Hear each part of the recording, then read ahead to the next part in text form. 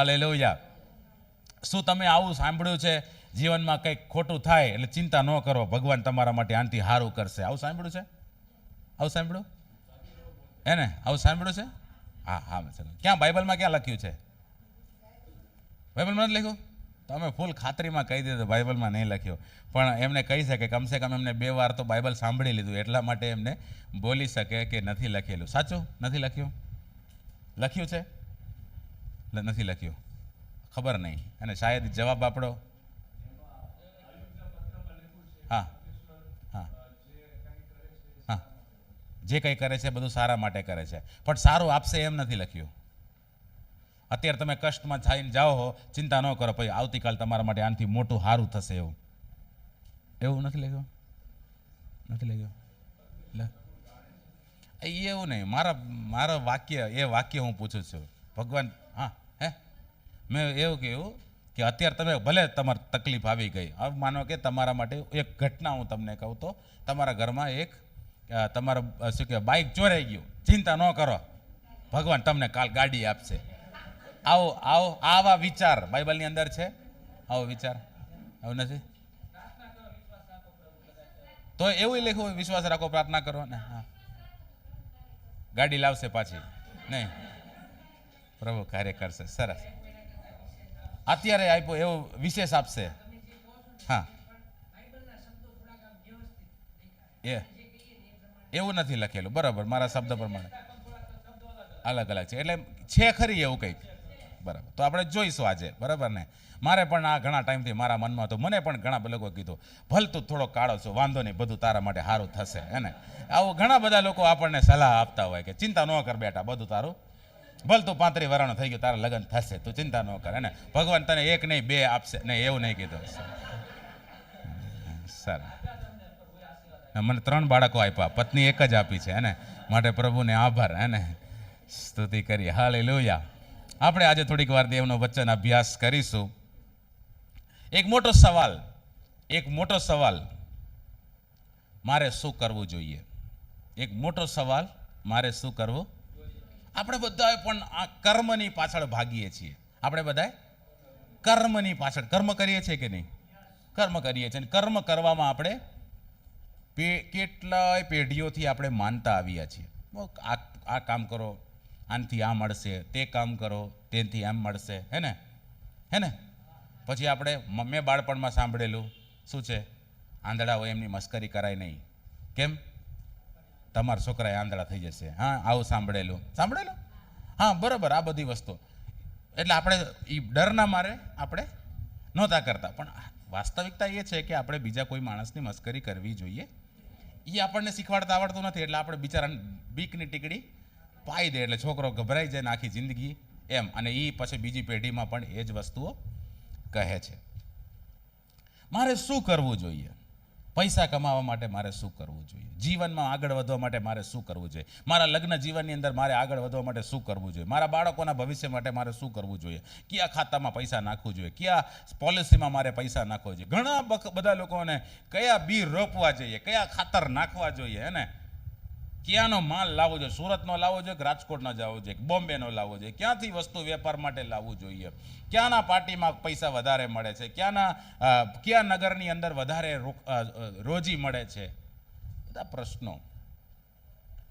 આ બહુ મોટો પ્રશ્ન છે, અને આપણે આ પ્રશ્ન લઈને આપણા જીવનની અંદર જૂજવી રહ્યા છીએ. આપણે બધા લોકો મહેનત કરી રહ્યા છીએ, અને આ પ્રશ્નનો જવાબ આપણને બાઇબલની અંદર મળે છે. અને એક માણસ પૂછે છે, એ પ્રશ્ન તરફ આપણું ધ્યાન લઈ જઈશું. પણ આજે પ્રથમ વચન આપણે વાંચીશું, યશાયા 55મો અધ્યાય, તેની કલમ 8 અને 9. યશાયા 55 તેનો 8 અને 9મી કલમ. હા,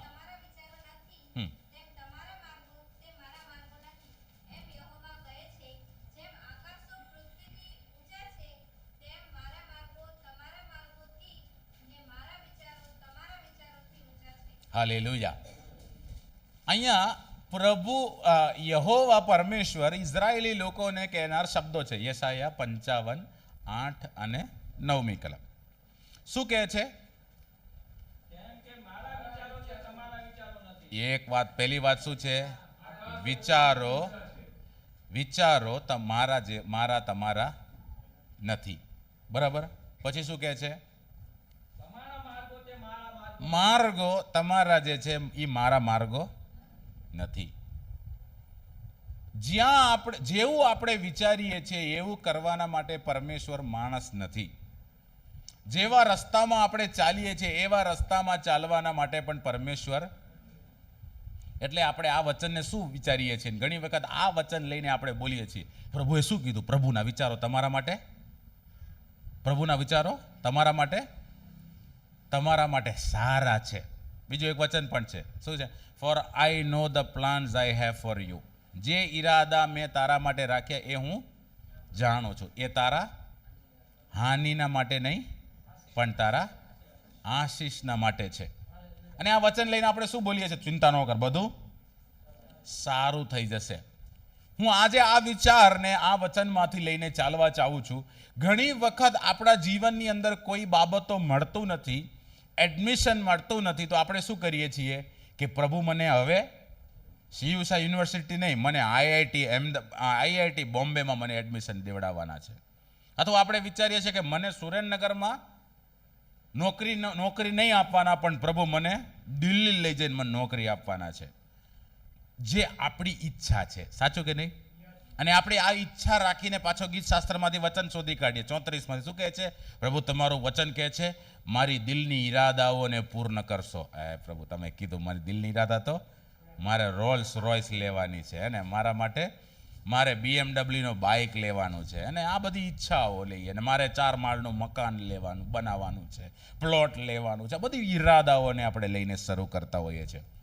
હું તમને કહેવા ચાહું છું, પ્રભુનું વચનમાંથી એક ઘટના તરફ આજે તમારું ધ્યાન પ્રેરિતોનો કૃત્યો તેનો 16મો અધ્યાયની અંદર હું તમને લઈ જવા માટે ચાહું છું, જ્યાં આપણે કહીએ છીએ કે પ્રભુના વિચારો એ આપણા વિચારો નથી, અને પ્રભુના માર્ગો એ આપણા માર્ગો નથી. તો આપણે વિચારીએ છીએ કે આપણા માટે બાયવે, ને અંગ્રેજીમાં કહે છે બાયવે નહીં હાઈવે. બાયવે એટલે નાના રસ્તા નહીં, પણ પ્રભુ મારા માટે મોટા રસ્તા કરશે, એવું બાઇબલ કહે છે. પણ આપણે એવું વિચારીએ છીએ. બાઇબલ શું કહે છે? જીવનના માર્ગ વિશે પ્રભુ ઈસુ માર્ગ વિશે ઉદાહરણ આપે છે. માથી લખેલી સુવાર્તામાં શું કહે છે? 2 પ્રકારના માર્ગ છે. કયા કયા માર્ગ? દરવાજો અને સાંકડો બારણું, અને સાંકડો બારણું અને પોળો બારણો. બરાબર. અને સાંકડો માર્ગ. અને મેં આ વિશે ઘણી વાર પ્રચાર કર્યો, ફરી વખત એનું ખાલી કહી દઉં. ઘણી વાર આપણે શું સંકલ્પ કરીએ છીએ? પોળો માર્ગ છે, અને પછી પોળો રસ્તો પણ પોળો છે, એટલે બટન ખોલીને રસ્તો પણ પોળો છે. બીજું આપણે શું વિચારીએ છીએ? બીજા ઘણા બધા દુનિયામાં લોકો છે ને આપણે શું કહીએ? ખ્રિસ્તી હોવા કરતા દુનિયામાં આમને તો જુઓ, ભલે પોળા રસ્તામાં છે પણ જીવન તો કેવું સાંકડું જીવન. ટેક્સ ભરે છે, કોઈનું ભૂંડું કરતા નથી, કેટલા લોકોને મકાન બનાવી આપ્યા, કેટલું પુણ્ય કામ કરે છે. માર્ગ પોળો છે પણ જીવન સાંકડો છે. એ પણ પ્રોબ્લેમેટિક છે. પહેલો શું હતો? પોળો માર્ગ અને પોળું જીવન, પોળો રસ્તો, પોળો દરવાજો અને પોળો રસ્તો. બીજો મેં કીધું પોળો દરવાજો પણ જીવન શૈલી સાંકડો. હવે ત્રીજો શું છે? સાંકડો દરવાજો. હે ને? આપણે આમ સાંકડો દરવાજો, અંદર ઘૂસી ગયા પછી રસ્તો મોટો, ગમે તેમ આપણે પ્રભુ પાછળ હાલવાનું.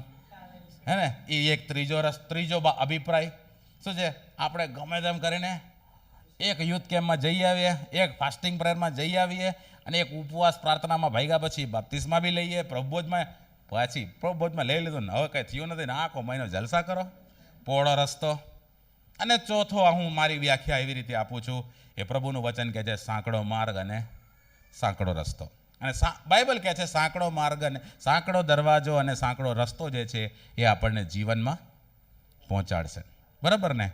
તો પ્રભુના માર્ગો કેવા માર્ગો છે? સાંકડો માર્ગ અને સાંકડો વિચારો, પણ પ્રભુના સાંકડો જે છે, ઈરાદા જે પ્રભુના છે એ મોટા છે. હાલેલુયા.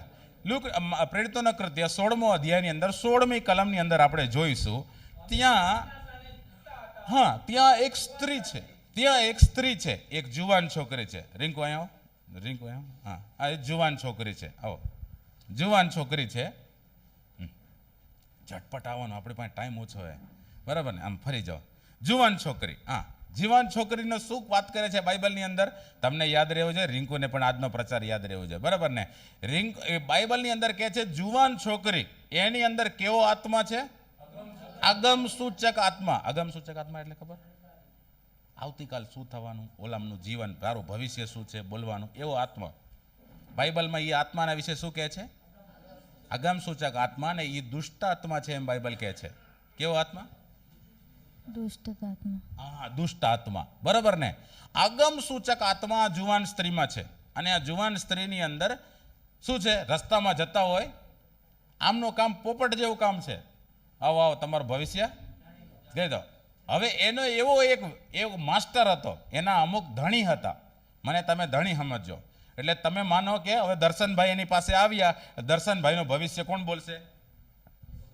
આ બેન બોલશે. એટલે પૈસા કોણ લેશે? પૈસા મારા. પોપટ કોના? મારા. તો પૈસા કોના? મારા. આ બેનનું કામ શું છે? અગમ સૂચક. બેસી જાઓ, બરાબર? આટલું તારું, બીજું કંઈ કામ નથી. આ વસ્તુ એ જમાનામાં પ્રચલિત હતું. શું આપણી અંદર પણ, આપણા અહીંયા બી પ્રચલિત છે પૈસા આપીને ભવિષ્ય જાણવાનું? બરાબર ને? હું હમણાં બોમ્બે ગયો. બોમ્બેમાં ફૂલ પ્રચારમાં ચાલુ છે.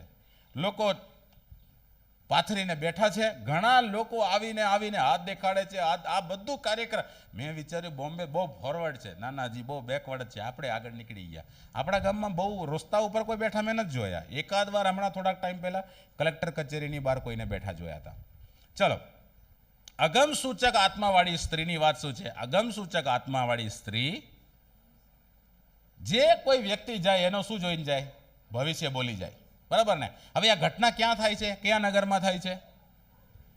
કયા પ્રાંતમાં થાય છે? પહેલો પ્રશ્ન. પ્રાંત છે મેસેડોનિયા, બરાબર ને? મેસેડોનિયા પ્રાંતમાં આપણે જોઈએ 16મા અધ્યાયની અંદર આપણે અભ્યાસ કરીશું. ત્યાં અમુક બાબતો આપણા નજરમાં આપણે લેશું કે શું છે. પરમેશ્વર પાઉલને કહે છે કે તું ક્યાં ન જા, તું હવે એશિયામાં પ્રચાર કરવા માટે ન જા. 16મા અધ્યાયમાં આપણે જોઈએ ત્યારે પરમેશ્વર એને કહે છે. 9મી કલમની અંદર જો 7મી કલમની અંદર જુઓ, ત્યાં મુસિયાની સરહદ સુધી આવીને બિથુનિયા જવાનો પ્રયત્ન કર્યો, પણ ઈસુના આત્માએ તેઓને જવા દીધો. સેવકાઈની અંદર અમુક સમયમાં આપણને લાગે છે કે આમના ઘરે નહીં જવું, આ ગામમાં નહીં જવું. એનું કારણ શું? પ્રભુનો આત્મા તમને અગવાઈ આપતા નથી. પણ એવું પણ ન વિચારતા મને કોઈના ઘરે જવાના અગવાઈ આપતા નથી. એવું નહીં, એ પ્રભુનો આત્મા નથી. હે ને? અમુક વાર આપણે મને પ્રભુએ કીધું નથી. હવે એ જમાનો નથી રહ્યો કે સામુએલ કરીને ઊંઘમાંથી ઉઠાડીને બોલશે, સામુએલ ઠાકોર કરીને ઉઠાડીને કહેશે ને તું જા તારા શેઠના ઘરે જા. પ્રભુનો આત્મા તમને પ્રેરણા આપશે કે તમે જાઓ દેવના વચનને કહેવાના માટે. પણ અહીંયા કહે છે પ્રભુ એના આત્માએ તેઓને જવા દીધો નહીં. બિથુનિયામાં તેઓને જવા માટે મનાઈ કરી. 8મી કલમની અંદર શું કહે છે? અને મુસિયાના બાજુએ મૂકીને ત્રોવાસ આવ્યા. પછી 9મી કલમ. હવે ક્યારે દર્શન થયું? શું કરતા હશે? રાત્રે પ્રાર્થના કરતા હશે ત્યારે જ દર્શન થાય. ઊંઘમાં સપના આવે, બરાબર ને? હાલેલુયા. રાત્રે પ્રાર્થના કરતા હતા એટલે એમને શું મળ્યું? કેટલા લોકો દર્શન ચાહે છે? તો તમે પ્રાર્થના કરજો. અને આ બધાને માથું ઊંચું થઈ ગયું, મારે દર્શન જોવા, મારે દર્શન જોવા. દર્શન બધાના માટે પ્રભુ દેખાડશે, પણ શું કરવાનું છે? પ્રાર્થના કરવાનું છે. હાલેલુયા. તમે જ્યારે પ્રાર્થના કરશો પ્રભુ તમને દર્શન આપશે. દર્શન આપશે. અને પ્રભુએ શું કહ્યું? દર્શનમાં શું કહ્યું? હા હા, મગદોનિયા આવીને અમને સહાય કરો. કેવા માણસની વાત કર્યું? મકદોનિયાના એક માણસને ઊભા રહીને વિનંતી. માણસોના પહેરવેશ અને આકાર ઉપર આપણને ખબર પડે ભાઈ આ વ્યક્તિ કયા ગામના હે, કયા વિસ્તારના હે. આપણે બોલીએ છીએ, હે ને? મને જોઈને કોઈ બોલે કે હું કાશ્મીરનો હું, ન બોલે. હું કન્યાકુમારીનો માણસ છું. મારો આકાર અલગ છે, મારો પહેરવેશ અલગ છે, બોલી અલગ છે, મારી મૂછ પણ અલગ છે, હે ને? તો આ પહેરવેશ ઉપર લોકો, તો એવી જ રીતે પ્રભુ સ્પષ્ટતામાં દર્શન દ્વારા તમારી સાથે વાત કરશે. હાલેલુયા. આપણી અંદર એક તાત્પર્ય હોવું જોઈએ. હાલેલુયા. અને જ્યારે પ્રભુ એને મકદોનિયાના માણસને દેખાડ્યો, હવે મકદોનિયાને તમે એમ સમજો એક બહુ મોટો પ્રાંત છે. શું કહેવાય? આપણા ગુજરાત પહેલા 3 વિભાગ છે, બરાબર ને? આપણે અહીંયા જોઈએ તો અલગ અલગ વિભાગ છે. આમ આપણે જોઈએ તો ચરોતર એક પ્રાંત છે, ભાલ એક વિસ્તાર છે, બરાબર. પછી આપણે આમ જોઈએ તો એને પછી જોઈએ તો ગોયલવાડ એક વિસ્તાર છે, આમ સોરઠ રહી ગયું, કાઠિયાવાડ રહી ગયું, આપણું ઝાલાવાડ, એક એક વિસ્તાર રહી ગયું. એની અંદર એક બહુ મોટું શહેર છે, એ શહેરનું નામ છે ફિલિપી. બધા બોલો ફિલિપી. ફિલિપીઓનો પત્ર ખબર છે ને?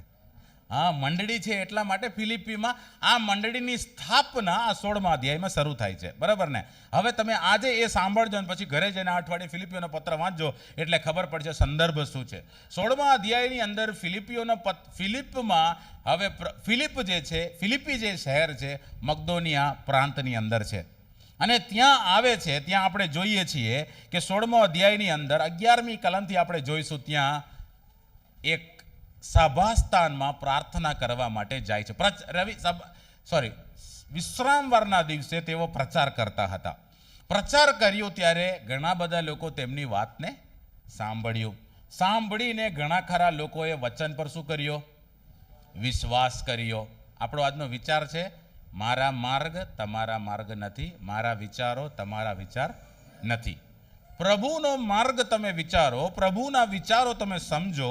તમે વિચારો છો એવી રીતે થતું નથી.